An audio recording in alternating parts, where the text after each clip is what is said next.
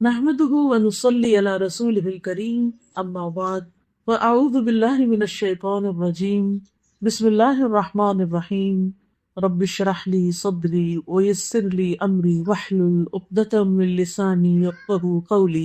سورۃ الملک مکی صورت ہے، یہ مکہ میں نازل ہوئی، 30 آیات ہیں اس کی، اور ترتیب کے لحاظ سے اس کا نمبر 67 ہے۔ سورۃ طور کے بعد یہ نازل ہوئی ہے، اس کی 30 آیات ہیں۔ سورۃ ملک کے الملک کے علاوہ بھی نام ہے، سورۃ تبارک بھی اس کو کہا جاتا ہے، تبارک الذی بیدہ الملک بھی، المانع مانع کیونکہ یہ روکنے والی ہے، منع کرنے والی ہے عذاب قبر سے، منجیہ بھی کہا گیا نجات دینے والی، الواقیہ بھی بچانے والی، المجادلہ جھگڑا کرنے والی، یہ اپنے پڑھنے والے کے حق میں جھگڑا کرے گی اس کو بچانے کے لیے۔ سورۃ الملک سفارش کرنے والی سورت ہے۔ نبی صلی اللہ علیہ وسلم نے فرمایا، بے شک قرآن میں 30 آیات پر مشتمل ایک ایسی صورت ہے جس نے ایک آدمی کے حق میں سفارش کی حتیٰ کہ اس کو بخش دیا گیا، یعنی اس کو پڑھنے والا ہوگا۔ نبی صلی اللہ علیہ وسلم نے فرمایا، سورۃ تبارک عذاب قبر سے بچانے والی ہے۔ سورۃ ملک پڑھنے کی وجہ سے قبر میں مختلف عذاب کو راستہ نہیں دیتے۔ اگر سر کی طرف سے آتی ہے کوئی چیز تو یہ سورت کہتی ہے کہ یہ شخص سورت پڑھا کرتا تھا تو ادھر سے تم نہیں آ سکتے۔ پھر پیٹ کی طرف سے کوئی چیز آنے لگتی تو وہ بھی کہتا ہے کہ اس کا کوئی راستہ نہیں تمہارے لیے کیونکہ یہ شخص سورت ملک پڑھتا تھا۔ اسی طرح پاؤں کی طرف سے ایک اور روایت میں آتا ہے، نبی صلی اللہ علیہ وسلم نے فرمایا کہ قرآن میں ایک سورت ہے جس کی 30 آیات ہیں، وہ اپنے پڑھنے والے کے بارے میں جھگڑا کرے گی یہاں تک کہ اسے جنت میں داخل کرا دے گی۔ اس کی تلاوت کرنا بہترین کاموں میں سے ایک کام ہے۔ نبی صلی اللہ علیہ وسلم اس سورت کو اور سورت السجدہ کو پڑھے بغیر سویا نہیں کرتے تھے، اور اس کے پڑھنے کا جو وقت ہے وہ سونے سے پہلے کا وقت۔ کبھی کبھی عشاء کی نماز میں آپ پڑھ سکتے ہیں، کوئی حرج نہیں، لیکن روٹین میں نہیں کہ ریگولرلی روز اس کی عادت نہیں ہونی چاہیے کہ روز عشاء کی نماز میں سورت ملک پڑھ کے اپنا فارغ ہو جائیں۔ لیکن کبھی ایسا ہوتا ہے نا، انسان بہت تھکا ہوتا ہے، اس کو پتا ہوتا ہے کہ اب میں نماز پڑھتے ہی بس ہے سو جاؤں گا، تو بہتر ہے کہ پھر انسان پڑھ لے۔ تو سورت شروع ہوتی ہے، اعوذ باللہ من الشیطان الرجیم، بسم اللہ الرحمن الرحیم، تبارک الذی بیدہ الملک وہو علی کل شیء قدیر۔ تبارک بہت بابرکت ہے۔ تبارک کا لفظ جو ہے یہ بارکہ سے ہے، بارکہ کا لفظ بروک سے بھی ہے۔ برکت میں فراوانی اور کثرت اور اضافے کا کانسیپٹ ہے کہ کسی بھی چیز کا ابنڈنٹلی ہونا، بہت زیادہ ہونا، ڈھیروں ڈھیر ہونا۔ اور پھر جو کہ تبارک کا لفظ بروک سے بھی ہے، تو بروک کا معنی ہوتا ہے کسی چیز کا دوام ہونا، لزوم ہونا، ثبات ہونا۔ کیا مطلب ہے اس کا؟ ایک کثرت بھی، اور ایسی کثرت کہ جو باقی رہے۔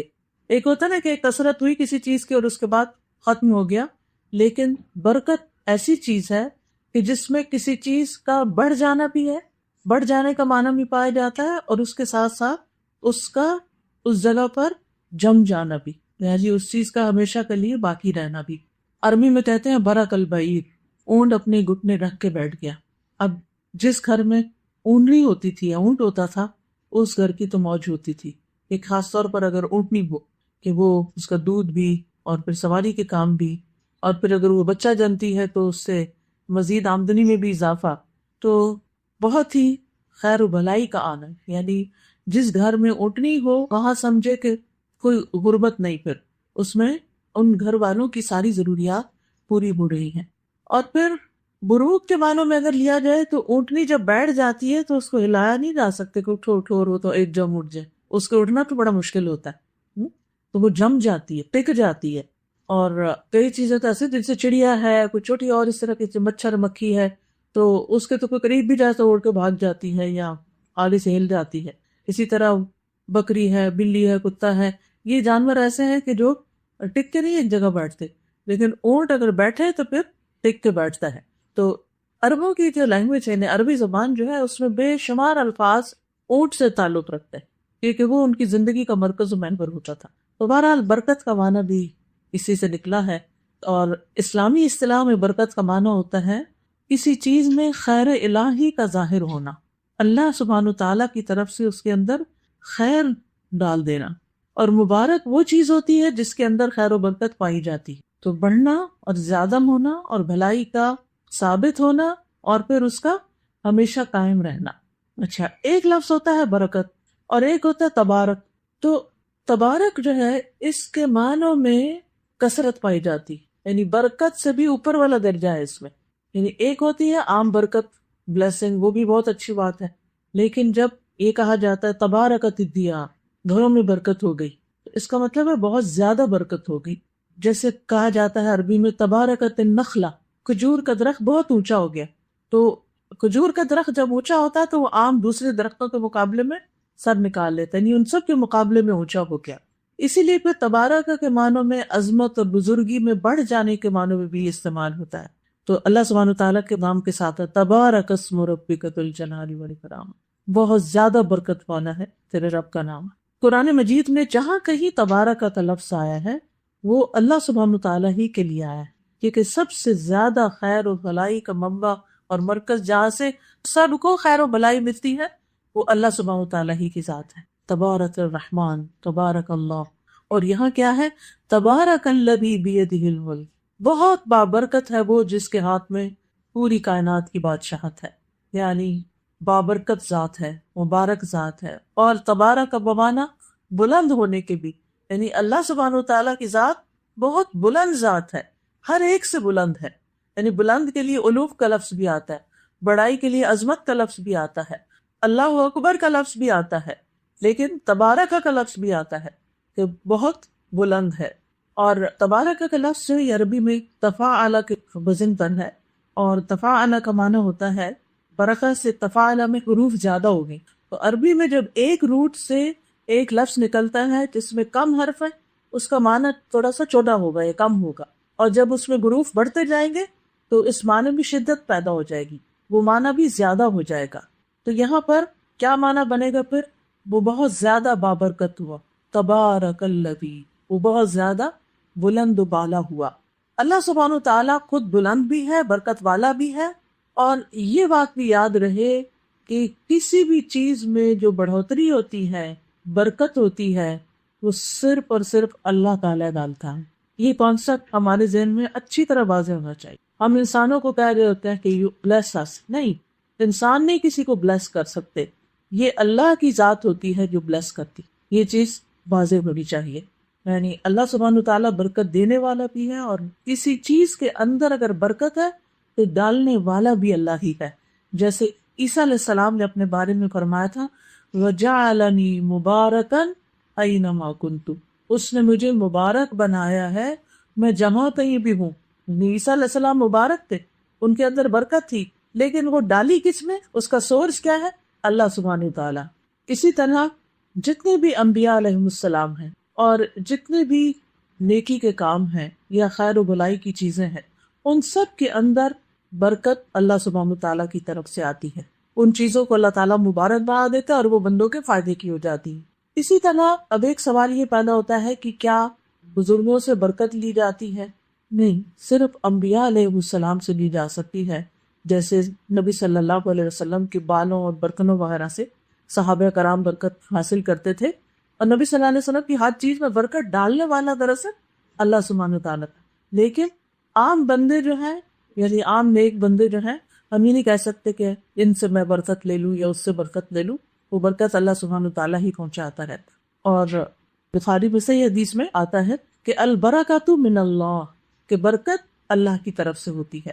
جیسے آل ابو بکر کے بارے میں فرمایا گیا کہ لقد بارک اللہ للناس فیکم، کہ اے آل ابو بکر تمہیں اللہ تعالیٰ نے لوگوں کے لیے باعث برکت بنا دیا. اچھا، اس سے کیا پتہ چلتا ہے؟ کہ بعض لوگ بابرکت ہوتے ہیں، ان کے اندر برکت ہوتی ہے، وہ ڈالی اللہ میں ہوتی ہے، لیکن وہ کون ہوتے ہیں؟ جن سے دوسروں کو خیر اور بھلائی پہنچتی ہے. یہ یاد رکھیے، جن سے دوسروں کو خیر پہنچتی ہے، بھلائی پہنچتی ہے. اسی لیے شادی کے موقع پر، عید کے موقع پر کوئی حج کرے، ہم کیا دعا دیتے ہیں؟ مبارک ہو، یعنی اللہ سبحانہ تعالیٰ اس میں بہت خیر و برکت ڈالے، اور یہ جو بچہ آپ کو نصیب ہوا ہے یا عید کا دن نصیب ہوا ہے، یہ جو بھی اس میں آپ کی خیر و بھلائی میں اضافہ ہو جائے. یعنی یہ کانسیپٹ ہوتا ہے. جب کسی کی شادی ہوتی ہے تو ہم کہتے ہیں بارک اللہ لک، بارک اللہ علیکما، بارک اللہ فیکم. اور یہ دعا جو ہے یہ نظر سے بھی بچاتی. یہ جو نظر لگ جاتی ہے، ہمارے ہاں عام طور پر کانسیپٹ ہے کہ جب نظر سے بچنے کے لیے بس ماشاء اللہ کہہ دینا کافی ہے. ماشاء اللہ کافی نہیں، وہ تو اللہ تعالیٰ کی تعریف ہوگی. اس بندے کو جس کو اللہ نے کوئی خیر و بلائی دی ہے اس کو دعا دینی چاہیے کہ اللہ تمہیں اس میں برکت دے، یعنی یہ خیر تمہارے اندر باقی رہے. ابھی ہم نے دو معنی پڑھے تھے نا، کیا؟ ایک خیر و بلائی کا زیادہ ہونا اور ایک اس کا جان جانا. یعنی اللہ نے کسی کو دوسروں کے مقابلے میں خیر و بلائی زیادہ تو دی، لیکن ایسا نہ ہو کہ نظر بد کی وجہ سے وہ رخصت ہو جائے. تو جب برکت کی دعا دیتے ہیں تو اس کا مطلب یہ ہوتا ہے کہ یہ خیر و بلائی برکت اس کے اندر باقی رہے اور اس سے یہ فائدہ اٹھاتا رہے. اور ہمیں اپنے گھر میں، مال میں، اولاد میں، ہر چیز میں برکت کی دعا کرنی چاہیے، کیونکہ اللہ جس کو چاہے اس کو برکتیں عطا کر سکتا ہے.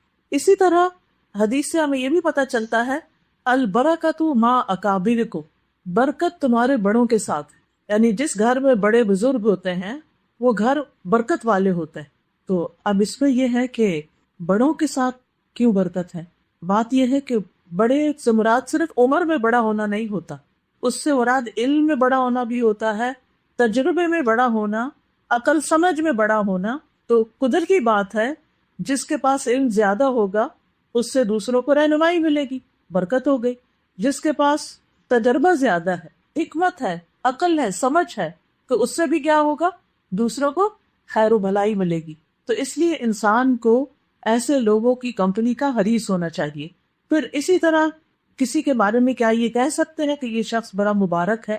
ہاں، اگر اس سے انسان کو کوئی فائدہ پہنچتا ہے تو ہم یہ کہہ سکتے ہیں کہ اس کے آنے سے بڑی برکتیں ہوئی ہیں. اس کا یہ مطلب نہیں وہ اس نے کچھ پیدا کر دیا ہے، وہ تو اللہ نے اس کو جو نعمتیں دی ہیں اس نے ان نعمتوں سے دوسروں کو فائدہ پہنچایا ہے، جس کی وجہ سے اس کا آنا بیٹھنا وہ بابرکت ہو گیا.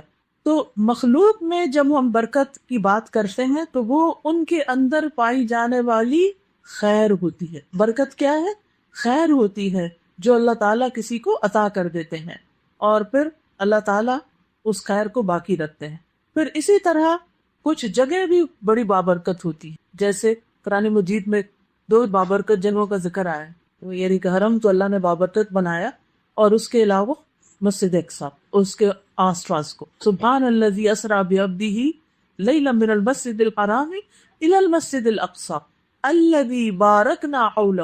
تو اس زمین میں برکتیں ہیں، اس زمین کا اپنا کوئی کمال نہیں ہے، اللہ تعالیٰ اس کو اپنی طرح منسوب کرتے ہیں. بارکنا حولہ، ہم نے اس کے اندر برکتیں ڈالی ہیں اس کے آس پاس کی جگہ پر. تو اللہ سبحانہ تعالیٰ جہاں چاہے، جس بندے میں چاہے برکت ڈال دے، جس گھر میں چاہے برکت ڈال دے، جس کھانے میں چاہے برکت ڈال دے، جس زمین میں چاہے برکت ڈال دے. تو اس میں آپ دیکھیے کہ بعض لوگ تھوڑا بھی کھاتے ہیں تو ان کو بہت اچھی طرح لگ جاتا ہے، اللہ ان کے تھوڑے میں برکت ڈال دیتا ہے اور وہی ان کی پوری غذائیت کے لیے کافی ہو جاتا ہے. اور بعض لوگ بہت بھی کھاتے، جب یہ کہتے ہیں نا مال حرام میں برکت نہیں ہوتی، تو اس کا یہ مطلب ہوتا ہے کہ اس سے کوئی خیر نہیں ملتی انسان کو. وہ بہت بھی ہوتے ہوئے اس میں کوئی خوشی نہیں ہوتی، کوئی سکون چین نہیں ہوتا. نام میں تو نہیں ہوتی، نام برکت بھی رکھ سکتے ہیں ویسی، کیونکہ اچھے لفظوں سے نام رکھنے میں تو کوئی حرج نہیں. عبداللہ بن مبارک بھی نام کا مبارک، یعنی اس کا مطلب کیا ہوتا ہے کہ اللہ ان کے اندر برکت ڈال دے، ان کے اندر خیر و بھلائی ہو. تو فرمایا تبارک الذی بیدہ الملک، بہت بابرکت ہے وہ جس کے ہاتھ میں ساری بادشاہت، یعنی حقیقی مالک، حقیقی بادشاہ صرف اور صرف اللہ سبحانہ وتعالیٰ ہی ہے. ملک یملک ملکن، و ملکن کا معنی ہوتا ہے حکومت کرنا، یعنی سارے اختیارات اور سارا کنٹرول صرف اور صرف اللہ کے ہاتھ میں ہے. آسمانوں کی بادشاہت بھی اور زمین کی بھی بادشاہت کا اصل مالک اللہ سبحانہ وتعالیٰ ہے. اور ہر چیز کا، ہماری جان، ہمارے مال، ہماری اولاد، ہمارے پاس تو یہ ساری چیزیں کیا ہے؟ امانتیں ہیں. اصل مالک کون ہے؟ اللہ ہے. جو شخص یہ مان جاتا ہے نا کہ اصل تو اللہ کا ہے سب کچھ، پھر کوئی چیز آتی ہے یا جو جاتی ہے یا اللہ تعالیٰ دینے کے بعد لے بھی لیتا ہے، تو پھر انسان اس پر ناراض نہیں ہوتا، پریشان نہیں ہوتا، کیونکہ وہ کیا سمجھتا ہے کہ میں تو اس کا مالک ہی نہیں تھا، اس کا تو جو مالک ہے اس نے لے لی، تو اس میں ناراضگی کی بات ہی نہیں ہے.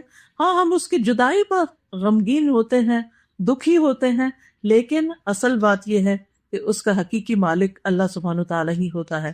تو مومن کا یہ ایک یقین ہے کہ زمین و آسمان کی ساری چیزیں اللہ ہی کی ہیں، سارے خزانے اس کے پاس ہیں. قل اللہم مالک الملک تؤتی الملک من تشاء وَتَنزِعُ الْمُلْكَ مِمَّن تَشَاءُ وَتُعِزُّ مَن تَشَاءُ وَتُذِلُّ مَن تَشَاءُ بِيَدِكَ الْخَيْرُ إِنَّكَ عَلَى كُلِّ شَيْءٍ قَدِيرٌ۔ کہہ دیجئے اے اللہ بادشاہی کے مالک، تو جسے چاہے بادشاہی دیتا ہے اور جس سے چاہے بادشاہی چھین لیتا ہے، جسے چاہے عزت دیتا ہے، جسے چاہے ذلیل کر دیتا ہے۔ تیرے ہی ہاتھ میں ہر بھلائی ہے، بے شک تو ہر چیز پر پوری طرح قادر ہے۔ تو یاد رکھیے یہاں دنیا میں جس کے پاس جو بھی کوئی اختیار ہے نا، وہ بڑا وقتی اور عارضی ہے، وہ تھوڑے دن کی بات ہے، اور اس پر بھی اس کے لیے ایک امتحان ہے، لیکن ہر چیز الٹیمیٹلی اللہ سبحانہ تعالیٰ کی طرف لوٹ کے جانے والی ہے۔ قیامت کے دن کا بھی مالک وہی ہوگا۔ اللہ سبحانہ تعالیٰ ساری زمین کو مٹھی میں لے گا، آسمانوں کو اپنے دائیں ہاتھ میں لپیٹے گا اور فرمائے گا میں بادشاہ ہوں، زمین کے بادشاہ کہاں ہیں؟ جب انسان یہ چیز سمجھ لیتا ہے کہ ہر چیز کا مالک اللہ ہے، تو پھر انسان کا طرز عمل کیا ہوتا ہے؟ کوئی بتائے گا آپ میں سے؟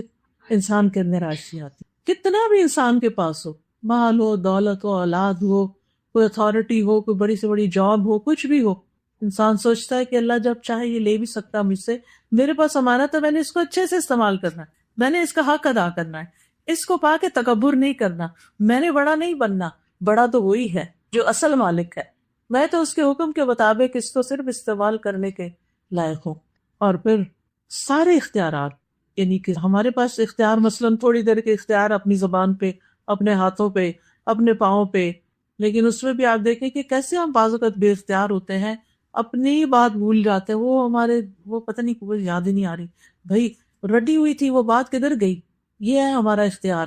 اللہ کا اذن نہ ہو تو ہمیں اپنی باتیں خود ہی بھول جاتی ہیں، ذہن میں لفظ پھر رہا ہوتا ہے، زبان پہ نہیں آتا، کرتے کرتے کام ایسا ذہن سے نکلتا ہے کہ بالکل ہی بھول جاتے ہیں۔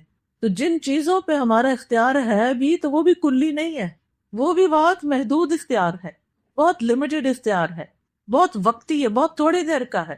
تو اس لیے یہ آپ نے بالکل صحیح بات کی کہ جب انسان یہ یقین کر لیتا، مان لیتا کہ ملک اللہ کے ہاتھ میں، اختیار اللہ کے ہاتھ میں، تو پھر انسان کے اندر عاجزی پیدا ہوتی ہے۔ حقیقت یہ ہے کہ ہر چیز ہی تو اللہ کے ہاتھ میں ہے۔ اللہ سبحانہ تعالیٰ ایک حدیث قدسی میں فرماتے ہیں اے میرے بندو تم سب گمراہ ہو سوائے اس کے جسے میں ہدایت دوں، بس تم مجھ سے ہدایت مانگو میں تمہیں ہدایت دوں گا۔ اے میرے بندو تم سب بھوکے ہو سوائے اس کے جسے میں کھلاؤں، تم مجھ سے کھانا مانگو میں تمہیں کھلاؤں گا۔ اے میرے بندو تم برہنہ ہو سوائے اس کے جسے میں پہناؤں، تم مجھ سے لباس مانگو میں تمہیں پہناؤں گا۔ تم سب دن رات گناہ کرتے ہو میں سارے گناہوں کو بخشتا ہوں، تم مجھ سے بخشش مانگو میں بخش دوں گا۔ تم کبھی مجھے نقصان پہنچانے کی طاقت نہیں رکھو گے کہ نقصان پہنچا سکو، نہ کبھی مجھے فائدہ پہنچا سکتے ہو کہ فائدہ پہنچا سکو۔ اے میرے بندو اگر تمہارے پہلے پچھلے جن و انس سب اس آدمی کے دل کی طرح ہو جائیں جو سب سے زیادہ تقوی والا ہے، تم میری سلطنت میں کچھ بھی اضافہ نہیں کر سکتے، اور اگر وہ سب سے بدکار انسان کی طرح ہو جائے تو میری سلطنت میں کچھ کمی نہیں کر سکتے۔ اے میرے بندو اگر تمہارے پہلے پچھلے جن انسان ایک صاف چیٹیل میدان میں کھڑے ہو کر مجھ سے مانگنے لگے اور میں ہر ایک کو اس کی مانگی ہوئی چیز عطا کر دوں، پھر بھی میرے خزانوں میں کوئی کمی نہیں ہوگی مگر اتنی جتنی سمندر میں سوئی ڈبو کے بعد نکالنے سے کمی ہوتی ہے، یعنی کچھ بھی نہ تھے۔ اے میرے بندو یہ تمہارے اعمال ہیں جنہیں میں تمہارے لیے گن گن کے رکھ رہا ہوں، شمار کر رہا ہوں، پھر میں تمہیں ان کا پورا پورا بدلہ دوں گا۔ تو جو آدمی بہتر بدلہ پائے وہ اللہ کا شکر ادا کرے، اور جو بہتر بدلہ نہ پائے وہ اپنے ہی نفس کو ملامت کرے۔ تو اس سے کیا پتہ چلتا ہے کہ ہماری ساری ضروریات پوری کرنے والا وہ ہے جس کے ہاتھ میں ساری بادشاہت ہے۔ اگر ہمارا حق کسی بندے کے پاس ہے نا، وہ نہیں دے رہا، تو اس کا بھی مالک اللہ ہے، وہ دلوا سکتا ہے ہمیں۔ تو مضبوط کون ہے؟ جو اللہ کو پکارتا ہے۔ مضبوط کون ہے؟ جس کی مدد اللہ کرتا ہے۔ اس لیے کبھی بھی اپنے آپ کو کم نہ سمجھا کرے۔ اگر آپ کو یہ توفیق حاصل ہو جائے کہ آپ ہر چیز اپنے رب سے مانگیں، چھوٹی سے چھوٹی چیز، اور یہ آپ کا 24/7 کا کنیکشن اپنے رب سے بن جائے، اور یہ ایمان کا اعلیٰ درجہ ہوتا ہے کہ انسان کا دل ہر وقت اپنے رب کے ساتھ جڑا ہوا ہو، اور جب یہ کیفیت ہوتی ہے تو پھر انسان کی پریشانیاں ختم ہوتی، کیونکہ وہ اپنی ساری پریشانیاں، اپنی ساری چیزیں اپنے رب کے سپرد کر دیتا ہے کہ رب یہ میرے تو بس کی بات نہیں، یہ تو تیرا معاملہ ہے، تو جانے، تیرا کام جانے، تو کر سکتا ہے، مجھے تو چاہیے کہ تو کروا کے دے۔ اور اس سے دعاؤں میں بھی یقین آتا ہے جب انسان کو یہ پتہ ہو، اس کا یہ ٹرسٹ ہو کہ میں اس رب سے بات کر رہا ہوں جس کے پاس سب کچھ، جو سب کچھ کر سکتا ہے۔ اب دیکھیے ایک چھوٹا بچہ ہوتا ہے نا، تو اس کے نزدیک اس کی ماں کیا ہوتی ہے کہ وہ کیا کر سکتی؟ سب کچھ کر سکتی۔ میری امی کو سب کچھ آتا ہے، جب تک ہوش نہیں آتی بچوں کو. پھر جو بڑے ہوتے تو کیا کہتے ہیں آپ کو کچھ نہیں آتا، یو ڈونٹ نو. تو جب اس کو یہ ہوتا ہے نا کہ میری ماں کو سب کچھ آتا ہے، تو پھر اس کے اندر کتنا کانفیڈنس ہوتا ہے. چھوٹی سی لڑائی ہو بہن بھائی، جا کے ماں کو بتا کے آگے بس معاملہ حوالے ہو گیا اس کے، اور پھر دوبارہ آ جاتا ہے اپنے کام پہ. تو اسی طرح جس انسان کو یہ یقین ہو جائے کہ میرا رب سب کچھ ہی کر سکتا ہے، وہ علی کل شیء قدیر، اور وہ ہر چیز پر قدرت رکھتا ہے، تو پھر آپ سوچئے ایسا شخص کیا کبھی مایوس ہو سکتا ہے؟ ایسا شخص کبھی پریشان ہو سکتا ہے جس کا اس بات پر ایمان ہو کہ تبارک الذی، ساری خیر و بلائی ہے ہی اللہ کے پاس، سب سے بڑا وہی ہے، سب کے پیشانی کے بال اور سب اس کے کنٹرول میں، اور وہ ہر چیز میں پوری قدرت رکھتا ہے. اس یقین اور ایمان کے ساتھ بیٹھ کے دعا کیا کریں. لوگ طرح طرح کے وظیفے پوچھتے اور بتاتے ہیں، اس آیت کو وظیفہ بنا لے. جب آپ کمزور پڑھنے لگے، جب آپ بے بس محسوس کرنے لگے، اور ویسے تو آپ ہر روز ہی رات کو پڑھتے ہیں، آپ اس سماچار میں بہت سارے ہاتھ کھڑے ہوتے ہیں کہ آپ رات کو پڑھتے، لیکن پتہ ہم پڑھتے کیسے؟ آنکھیں بند ہوتی ہیں اور ساتھ پڑھ رہے ہوتے ہیں کہ ٹک کرنا ہے نا، نمبر لگانے کہ آج کی رات بھی پڑھ لیا. اس وقت ہم یہ سوچے لے کے سوئیں تو پھر خواب کیسے آئیں گی؟ پریشان کرنے والی تک. پھر صبح اٹھ کے بے چین رہیں گے کہ اتنا پریشان کن خواب آیا، پتہ نہیں کیا کروں. نہیں، انشاءاللہ جب آپ اس یقین کے ساتھ سوئیں گے میرا رب تو سب کچھ کر سکتا. اور پھر وہ جو دعا ہے رات کو سوتے وقت ایک اور بھی، اللہم اسلمت نفسی الیک، اللہ میں نے اپنا آپ تیرے حوالے کر، ووجہت وجہی الیک، اور اپنا چہرہ بھی تیری طرف کر لیا، وفوضت امری الیک، اور میں نے اپنا معاملہ تیرے سپرد کر دی. جو بھی بوجھ ہے، جو بھی چیز بادر کر رہی، پریشان کر رہی، ساری اس کے حوالے کر دیں، آپ اس کو ٹھیک کر دیں. بعض اوقات ایسا ہے ہم کو کام بگاڑ لیتے ہیں اور پھر وہ ہم سے نہیں سواتا، ہم اپنے سے بڑے یا اسکلفل یا جو بھی جاتے اس کہتے ہیں یہ لیں آپ اس کو ٹھیک کر دیں، مجھ سے نہیں ہوتی. بچے ایسے ہمارے ساتھ کرتے ہیں، الجھا کے چیزیں رکھ کے خراب کر کے پیسے آپ ٹھیک کر. تو بات یہ ہے ہم نے تو اپنے معاملے اپنی غلطیوں سے خود ہی الجھا لیے. ہر شخص کی زندگی میں کوئی نہ کوئی آزمائش ہوتی، کچھ نہ کچھ بگڑا ہوا ہوتا ہے، کچھ نہ کچھ کہیں نہ کہیں مسئلہ کھڑا ہوتا ہے. میں کیوں اتنے وثوق سے بات کہہ رہی ہوں؟ اس لیے کہہ رہی ہوں کہ اللہ نے ہمیں بھیجا ہی امتحان کے لیے. امتحان تو ہوگا کبھی کسی طرف سے کبھی کسی، اور ہر روز ایک نیا کھڑا ہوا ہوتا ہے. کچھ لانگ ٹرم ہوتے ہیں، کچھ شارٹ ٹرم ہوتے ہیں، پھر آتے ہیں گزر جاتے ہیں، ختم ہو جاتے ہیں. تو ان کو دل پہ رکھ کے اور ان کے بارے میں سوچ سوچ کے اپنے آپ کو ہلاک نہیں کرنا چاہیے. اپنے معاملات اپنے رب کے سپرد کر دینے چاہیے. یا رب میں کچھ نہیں کر سکتا، اور ساتھ اپنی بے بسی کا بھی اظہار. کیونکہ پتہ کیا عام سمجھتے ہیں کہ چیزیں میں کر سکتا، مجھے سب کچھ آتا ہے، مجھے پتا ہے میں ایسی تیسی کر دوں گا، فلاں کر دوں گا، یہ کر دوں، بڑے بڑے بڑھ کے مارتے ہیں ہم، حالانکہ ہمارے ہاتھ میں کچھ نہیں ہے. تو ایسا بندہ پھر اپنی جب ایگو کا شکار ہوتا ہے نا، اللہ اس کو اس کے نفس کے حوالے کر دیتا ہے. اچھا پر دیکھتے پھر کیا کر لیتے تو. لیکن جو بندہ عاجزی اللہ کے سامنے دکھاتا ہے، یا اللہ میں کچھ نہیں، جو تو نے مجھے دیا نا وہ بھی تیرا ہی ہے، تو نے دیا ہے مجھے، میرا کوئی کمال نہیں، مجھ سے زیادہ قابل لوگ ہیں تو ان کو بھی دے سکتا تھا.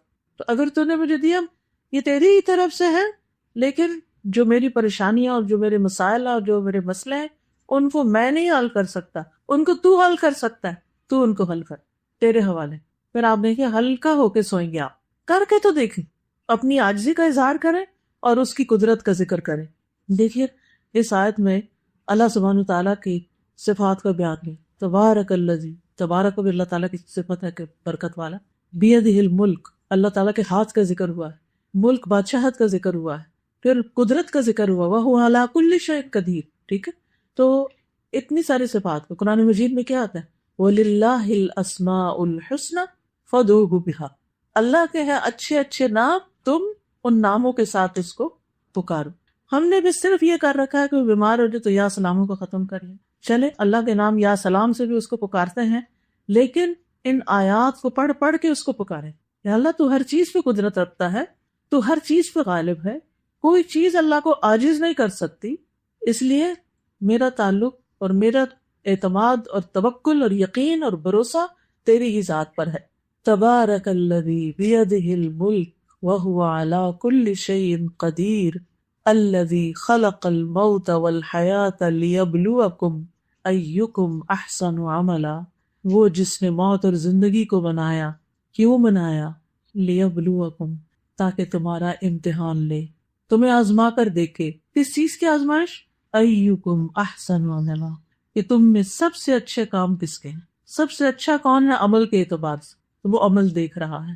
وَهُوَ الْعَزِيزُ الْغَفُورُ، اور وہ زبردست بھی ہے اور بخشنے والا بھی ہے۔ تو یاد رکھیے زندگی اور موت کا مالک کون ہے؟ اللہ۔ جس کو چاہتا ہے زندہ کرتا ہے اور جس کو چاہتا ہے موت دے دیتا ہے۔ تو بعض اوقات ہم کہتے ہیں کہ ابھی تو اس کے مرنے کا وقت نہیں تھا، ہمیں زیادہ پتہ ہے یا اللہ کو پتہ ہے کہ کس کے مرنے کا وقت آیا اور کس کا نہیں؟ جس نے زندگی دی وہی موت دینے والا ہے، موت کو تخلیق کرنے والا بھی وہی ہے۔ اور پھر لیبلوکم، تاکہ تمہارا امتحان لے، تمہیں آزمائے۔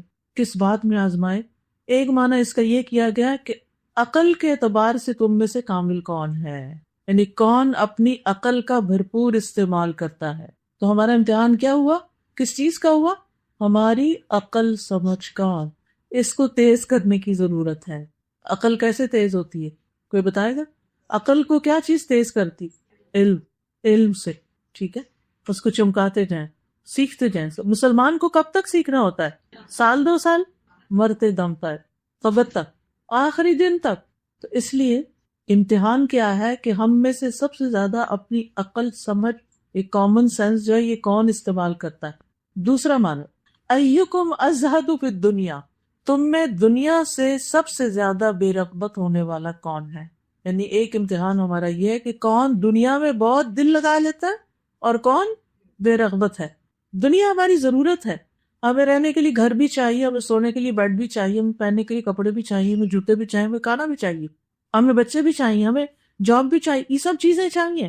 لیکن مومن ان چیزوں میں پھنس کے نہیں رہ جاتا، وہ اس کی زندگی کا مقصد نہیں ہوتی، وہ اس کی زندگی کی محبتوں کا مرکز نہیں ہوتی، وہ ان چیزوں کے گرد ہی گھوم کر نہیں رہ جاتا، وہ اللہ سے محبت کرتا ہے سب سے بڑھ کر، اور جن چیزوں سے وہ محبت کرتا ہے وہ اللہ کی خاطر کرتا ہے، تاکہ اللہ کی خاطر ان کو استعمال کر سکے۔ اپنے بچوں کو بھی اللہ کی اطاعت میں لگاتا ہے، اپنے مال کو بھی اللہ کی رضا کمانے کے لیے لگاتا ہے، اپنے جسم کو بھی اللہ کی رضا کے لیے استعمال کرتا ہے۔ تو یہی ہمارا امتحان ہے کہ کون دنیا سے محبت میں کھو جاتا ہے، دنیا کے بھنور میں ہی پھنس جاتا ہے، اور کون اس سے اوپر اٹھ جاتا ہے۔ تیسرا معنی تم میں سے کون اللہ کی حرام کردہ چیزوں سے پرہیز کرنے والا ہے، حرام سے کون کون بچتا ہے۔ یہ امتحان ہے ہمارا، ابتلا کیا ہے، آزمائش کیا ہے، حرام سے کون بچتا ہے، اور کون اللہ کی اطاعت کی طرف سب سے زیادہ جلدی کرنے والا ہے۔ چوتھا معنی ایکم للموت اکثر ذکرن، تم میں سے کون موت کو سب سے زیادہ یاد کرنے والا ہے، اور اس کے لیے سب سے اچھی تیاری کرنے والا کون ہے، اور اس سے ڈر کر بچنے والا اور احتیاط کرنے والا اور تقوی کرنے والا کون ہے۔ نمبر 5، پانچواں معنی اس کا کیا گیا ہے تم میں سے کون سب سے زیادہ اپنی ذات کے عیبوں کو جاننے والا ہے۔ تو ہمارا امتحان کیا ہے کہ ہم نے اپنے آپ کو کتنا پہچانا، اپنی ویکنیسز کو کتنا جانتے ہیں۔ آپ دیکھیے کہ جیسے زمین ہوتی ہے نا، تو اگر اس پر آپ نے کچھ بنانا ہے، گھر وغیرہ یا کچھ، تو اس کی بنیادیں بھی کھودتے ہیں، لیکن اس کے ساتھ ساتھ جس کو پنجابی میں ٹوئے کہتے ہیں، کیا ہوتا ہے وہ گڑے، وہ گڑوں کی بھرائی بھی کرتے ہیں نا، تب اس پہ کوئی چیز بنتی۔ تو وہ بھرائی کرنا بڑا ضروری ہوتا ہے۔ ہم میں سے ہر شخص کی شخصیت کے اندر کہیں نہ کہیں گڑے ہیں، اور ان کو بھرنا بڑا ضروری ہے۔ ہمیں یہ دیکھنا چاہیے کہ ہم کس چیز میں پیچھے ہیں، کہاں کمی ہے ہم میں۔ کیا ہم روحانی طور پہ کمزور ہیں، جسمانی طور پہ کمزور ہیں، جذباتی طور پہ کمزور ہیں، علمی اعتبار سے کمزور ہیں؟ ہماری کمزوری کہاں ہے، کیا کمزوری ہے؟ اور یہ ایمانداری کے ساتھ سچے دل سے اکیلے بیٹھ کے اپنی غلطیاں آپ ڈھونڈیں، میں کہاں کمی کر رہی ہوں، میرا کون سا ایریا ابھی تک بہت ویک ہے، اس کے پیچھے لگتے ہیں۔ کچھ لوگوں نے تو بڑی اچھی طرح پہچان لی ہے میری تجوید کمزور ہے، تو لگتے ہیں سال سے تجوید پڑھ رہے ہیں کہ میں قرآن صحیح پڑھ لوں۔ بہت اچھی بات ہے، جب انسان کسی چیز کے پیچھے لگ جاتا ہے تو کچھ نہ کچھ ہاتھ آ ہی جاتا ہے۔ کچھ لوگ کہتے ہیں مجھے قرآن کی سمجھ نہیں ہے، میرا یہ ویک ایریا، وہ قرآن سمجھنے کے پیچھے لگ جاتے ہیں۔ کچھ لوگ کہتے ہیں کہ میں نے جو یاد کیا مجھے بھول جاتا ہے۔ آپ کے ساتھ تو نہیں ہوتا ایسا؟ اس کا علاج صرف ریپیٹیشن، بار بار پڑھنا، بار بار دہرانا، بار بار بار بار۔ کچھ لوگوں کا حافظہ اچھا ہوتا ہے، وہ چند دفعہ پڑھ کے پھر پکا بھی کر لیتے ہیں، لیکن کچھ لوگ 10 دفعہ بھی پکا کرے پھر 11ویں دفعہ کچا ہوا پڑا ہوتا ہے، ان کو پھر پکا کرنے کی ضرورت۔ تو ہم میں سے ہر شخص کو اپنی ویکنیسز کا پتہ ہونا چاہیے۔ کچھ لوگ اپنی غصے پہ نہیں کنٹرول کر سکتے، وہ بہت اچھے ہوتے ہیں لیکن غصے کے بڑے تیز ہوتے ہیں، بڑا مسئلہ ہے، اور اس کے لیے علاج سوچنا چاہیے اور اس کمزوری کو دور کرنا چاہیے۔ کچھ لوگ شکوک و شبہات، وہم، منفی سوچوں کا شکار رہتے ہیں ہر وقت۔ تو آپ دیکھیے کہ جس طرح قانون کشش ثقل ہے نا، گریویٹیشنل پل جو ہے زمین کی، اس کا ایک لا ہے.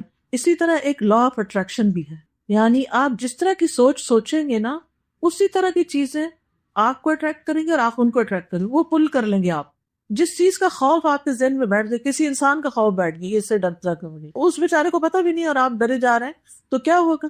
وہ ویسے ہی چیز نظر آنے لگے گی آپ.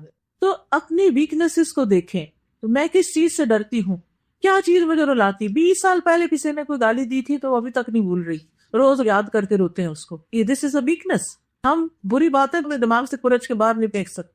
گھر کی صفائیاں خوب کرنا جانتے ہیں، دل کی صفائی نہیں جانتے، دماغ کی صفائی نہیں جانتے، تو یہ کرنے کی ضرورت ہے. تو ہم میں سے ہر شخص کو اپنی ذات کے عیبوں کو جاننا ہے. یہ سورۃ الملک کا میسج ہے آپ کے لیے، میرے لیے بھی، آپ کے لیے بھی. اور جو ایریا ویک ہو اس کو اسٹرانگ کر، تاکہ مرنے سے پہلے والے تیاری کر لیں نا، مر کے اللہ کے حضور حاضر ہونا، تیاری کر لیں. آپ دیکھیں جب ہم گھر سے نکلنے لگتے ہیں تو اپنے کپڑوں کے عیب کو، اپنے چہرے کے، اپنے ان سب چیزوں کو دور کر لیتے ہیں. جو ویک ایریاز ہوتے ہیں ہمارے، ان کو ٹھیک کرتے ہیں تاکہ ہم پریزنٹیبل ہوں. تو ایک دن اللہ سے بھی تو ملاقات کرنی ہے نا، وہاں بھی تو پریزنٹیبل ہونا چاہیے نا ہمیں. تو وہ اسی صورت میں ہوں گے جب اپنی ان کمزوریوں کو دور کریں گے. پھر آپ دیکھیے چھٹی چیز، اپنی تقدیر میں سب سے زیادہ راضی ہونے میں. کچھ چیزیں نا تقدیر میں لکھی ہوتی، کسی شخص کے ساتھ شادی ہو گئی، اس کے ساتھ نہیں بنی، یہ تقدیر میں تھا. اب اللہ سے ناراض نہیں ہو سکتے، کسی وجہ سے ہی اس نے ہمارے حصے میں اس شخص کو لکھا. کوئی اولاد ایسی ہو گئی کہ جو ہمارے لیے سردردی بن گئی، تو اب ہم ہر وقت اپنے آپ کو کوستے رہتے میرے ہی پلے ایسی اولاد کیوں پڑ گئی، میں ہی کیوں. پھر کمپیریزن بھی کرتے رہتے ہیں دوسروں سے. تو کچھ چیزیں ہمارے ہی حصے کی تھی، ہمیں مل گئی، اب ان سے نبھانا چاہ، اب ان کو سہنا جا. اور جو سہ جاتا ہے وہ رہ جاتا ہے. پھر انسان کم از کم گزارا کر لیتا ہے، ورنہ تو انسان اپنے آپ کو ہی ہلاک کر ڈالتا ہے. تو تقدیر پر راضی، کوئی فوت ہو گیا، کوئی مال چلا گیا، کوئی جان میں نقصان ہو گیا، کوئی بیماری آ گئی، کوئی جاب چلی گئی، کچھ ہو گیا، کیا تقدیر میں تھا، ایسا ہونا تھا، اس میں بھی خیر ہو. پہلا جملہ جو منہ سے نکلنا چاہیے نا، انا للہ کے بعد، وہ کیا ہے؟ اس میں بھی خیر. اور اگر آپ واقعی دیانت داری سے یہ جملہ بول رہے ہیں نا، اللہ آپ کو اس کی خیر دکھائے گا.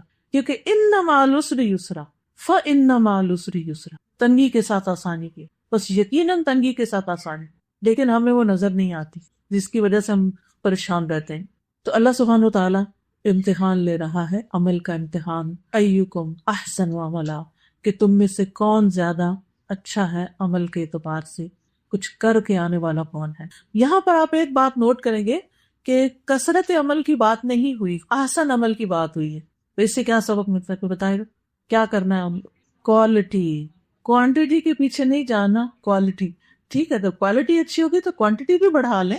نو ہاں، اچھا ہے چیز ہو، اچھی ہو اور زیادہ ہو تو بہت ہی اچھا، لیکن اگر زیادہ نہیں تو کم از کم مثلاً 100 نقل پڑھنے کی بجائے اگر 10 بھی پڑھ لیے نا، کوالٹی اچھی ہوئی تو وہ زیادہ وزنی ہوگی.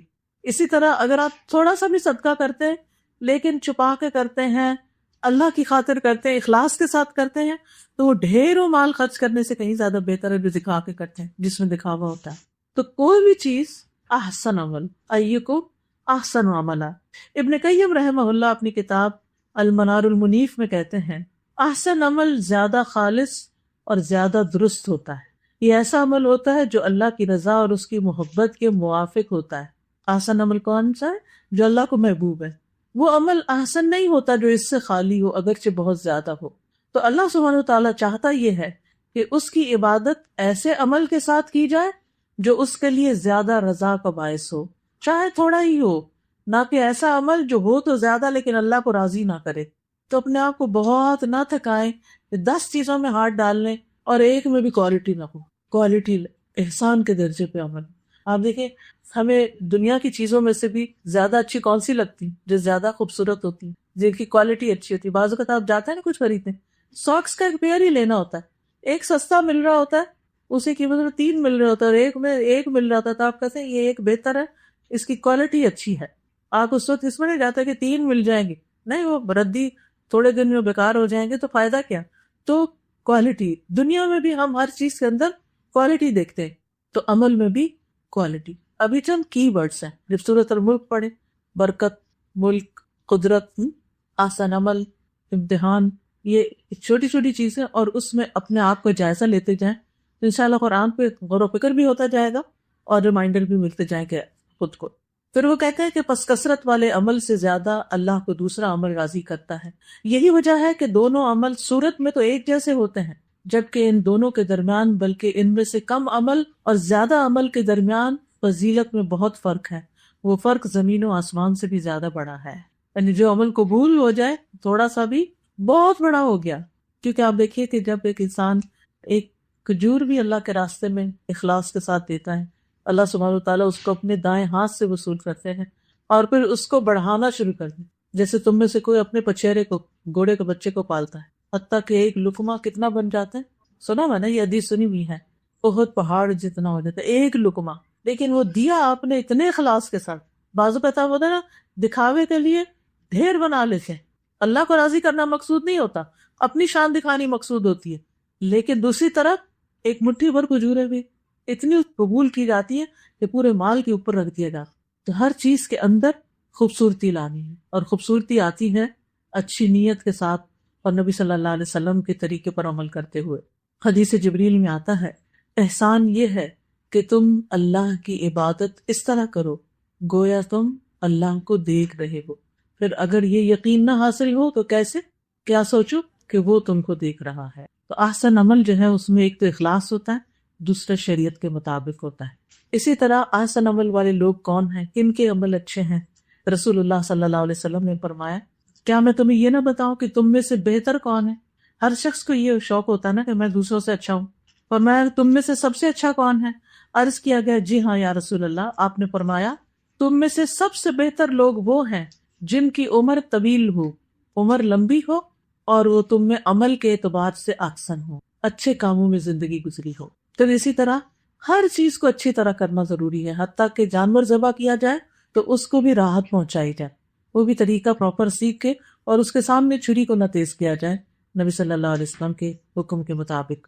اسی طرح آپ صلی اللہ علیہ وسلم نے فرمایا تم میں سے کوئی شخص جب اپنے اسلام کو احسن بنا لے تو ہر نیک کام جو وہ کرتا ہے اس کے عوض 10 سے لے کر 700 گنا تک نیکیاں لکھی جاتی، اور ہر برا کام جو کرتا ہے وہ ایک ہی برائی لکھی جاتی. تو اب ہم دیکھیں 10 تو منیمم ہے جو ہر ایک کو مل جائے گی، لیکن 10 سے آگے 20 کس کو ملنی ہے، 30 کس کو، 100 کس کو، 700 کس کو، وہ ڈیپینڈ کرتا ہے کہ کس کے کام کی کوالٹی کیسی ہے. اب ظاہر ہے جو لوگ اچھی طرح تجوید سے قرآن پڑھتے ہیں خوبصورت طریقے سے، obviously ان کا اجر زیادہ ہے. جو سمجھ کے پڑھتے ہیں ان کا اجر اور بھی زیادہ ہے. جب اس کو حفظ کر لیتے ہیں ان کا اجر اور بھی زیادہ ہے، اور بہت عمدہ طریقے سے اس کو پھر یاد بھی رکھتے ہیں. تو بہت ضروری ہے کہ کوئی بھی چیز ہو، چاہے قرآن کا پڑھنا پڑھانا ہو یا کوئی گھر کا کام ہو، ہر چیز کے اندر ایک خوبصورتی لائی جائے. وَهُوَ الْعَزِيزُ الْغَفُورُ، اور وہ زبردست ہے، بخشنے والا ہے. العزیز کا ایک معنی ہوتا ہے زبردست، ایک معنی ہوتا ہے سب پر غالب، یعنی سب اس کے کنٹرول میں ہے. اب اس میں آپ دیکھتے ہیں اللہ کی کیسی کیسی کوالٹیز بیان ہو رہی ہیں کہ جس سے یہ پتہ چلتا ہے کہ ہر چیز اسی کے پاس ہے. قوت، شدت، غلبہ، عزت، مرتبہ، شان. پھر یہ کہ وہ محفوظ ہے، کوئی چیز اس کو نقصان نہیں دے سکتی، تمام مخلوقات پر غالب ہے. لیکن اس کے ساتھ ساتھ الغفور بھی ہے. یہ ہے ہمارا پیارا رب. بندوں میں آپ دیکھیں، جس بندے کو کوئی عزت مل جائے، قوت مل جائے، کوئی پاور، اختیار، اتھارٹی مل جائے، اور اس کی جناب میں کوئی غلطی کر جائے تو اس کا حال کیا ہوتا ہے؟ کیا کرتا ہے؟ وہ معاف کر دیتا ہے. جی بالکل. لیکن کیا زبردست کمبینیشن ہے نا، کہ ایک طرف اس کے اندر اتنی پاورفل کوالٹیز ہیں اور دوسری طرف وہ معاف کرنے